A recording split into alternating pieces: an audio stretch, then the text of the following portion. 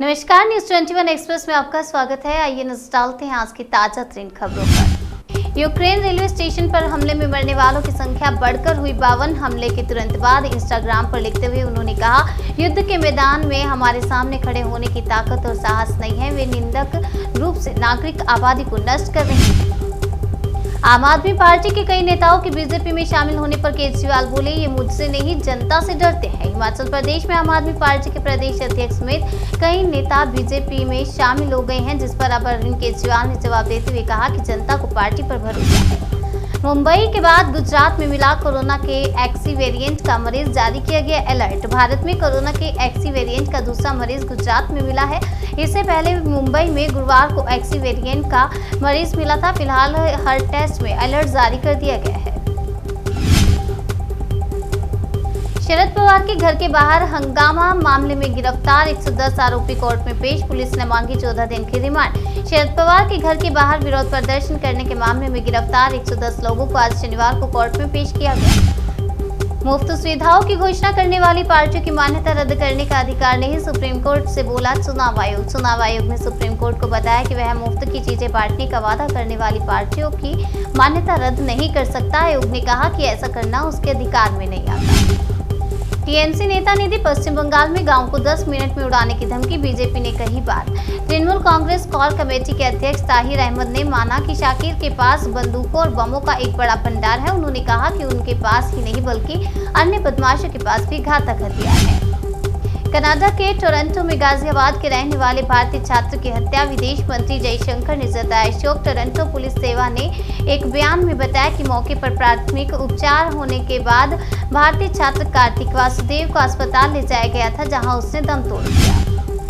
Anantnag encounter में लश्कर का commander ढेर कुलगाम में भागे आतंकी, आईजीपी विजय कुमार ने कहा कि रेडवानी वाला कुलगाम निवासी लश्कर कमांडर निसार अहमद डार सिरहावा में मारा गया है। वह क्षेत्र में कई अपराधों और हत्याओं में शामिल है। ट्रेन में यात्रियों के साथ घोड़े ने भी किया सफर, तस्वीर वायरल होने पर रेलवे ने दिए जांच के आदेश। ये घटना Sealdah Diamond Harbour down local train में हुई है। रिपोर्ट के मुताबिक ये घोड़ा दक्षिण 24 परगना से एक रेस प्रतियोगिता के बाद लूट रहा था। नींबू की बढ़ती कीमतों का गुजरात कनेक्शन, 300 से 350 रुपए प्रति किलो तक पहुंचा दाम। थोक बाजार से आम लोगों तक पहुंचते नींबू की कीमत 300 से 350 रुपए प्रति किलो तक पहुंच गई है। आम आदमी पार्टी के कई नेताओं के बीजेपी में शामिल होने पर केजरीवाल बोले, ये मुझसे नहीं जनता से डरते हैं। हिमाचल प्रदेश में आम आदमी पार्टी के प्रदेश अध्यक्ष समेत कई नेता बीजेपी में शामिल हो गए हैं, जिस पर अब अरविंद केजरीवाल ने जवाब देते हुए कहा कि जनता को पार्टी पर भरोसा है। यूपी चुनाव में मायावती से गठबंधन करने और सीएम फेस बनने को कहा था, उन्होंने बात तक नहीं की। राहुल गांधी का बड़ा बयान। कांग्रेस के पूर्व अध्यक्ष राहुल गांधी ने शनिवार को कहा कि उनकी पार्टी ने बसपा प्रमुख मायावती को उत्तर प्रदेश में गठबंधन करने और मुख्यमंत्री पद का चेहरा बनने की पेशकश की थी, लेकिन उन्होंने बात तक नहीं की। रक्षा मंत्रालय का बड़ा फैसला, निजी कंपनियों से हथियार खरीदने के लिए रखा 25% बजट। सरकार ने इस साल के रक्षा बजट के कैपिटल आउटले का 25% स्वदेशी प्राइवेट उद्योग के लिए सुरक्षित रखने का फैसला किया है। कुख्यात आतंकी हाफिज सईद का बेटा तलहा सईद आतंकवादी घोषित, केंद्रीय गृह मंत्रालय ने भेजा नोटिफिकेशन। केंद्रीय गृह मंत्रालय ने कुख्यात आतंकवादी संगठन लश्कर तैयबा के प्रमुख हाफिज सईद के बेटे तलहा सईद को आतंकवादी घोषित किया है। तलहा सईद इस समय लश्कर तैयबा की मौलवी विंग का प्रमुख है।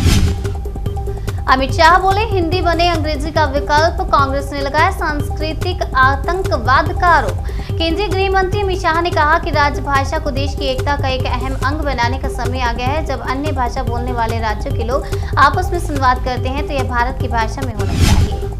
दिल्ली में अभी ई साइकिल खरीदने पर मिलेगी सब्सिडी, सीएम अरविंद केजरीवाल ने किया ऐलान। केजरीवाल सरकार ने दिल्ली को ईवी कैपिटल बनाने के उद्देश्य से ई साइकिल पर भी सब्सिडी देने का ऐतिहासिक घोषणा की है। सीएम अरविंद केजरीवाल ने कहा कि दिल्ली वासियों को बधाई। संसद शुरू हुई तो भारत के खिलाफ उगला जहर, अमेरिका को भी कोसा, बहुत कुछ बोले इमरान खान के विदेश मंत्री। शाह महमूद कुरैशी ने कहा कि आज पाकिस्तान तारीख के दो राहे पर खड़ा है, सर झुका के या सर उठा के चलेगा, ये फैसला करना है। विपक्ष का ये दावा कि धमकी भरा पत्र फर्जी है, गलत है। न्यूज 21 एक्सप्रेस में आज के लिए फिलहाल इतने, तब तक के लिए बने रहिए हमारे साथ और देखते रहिए न्यूज 21।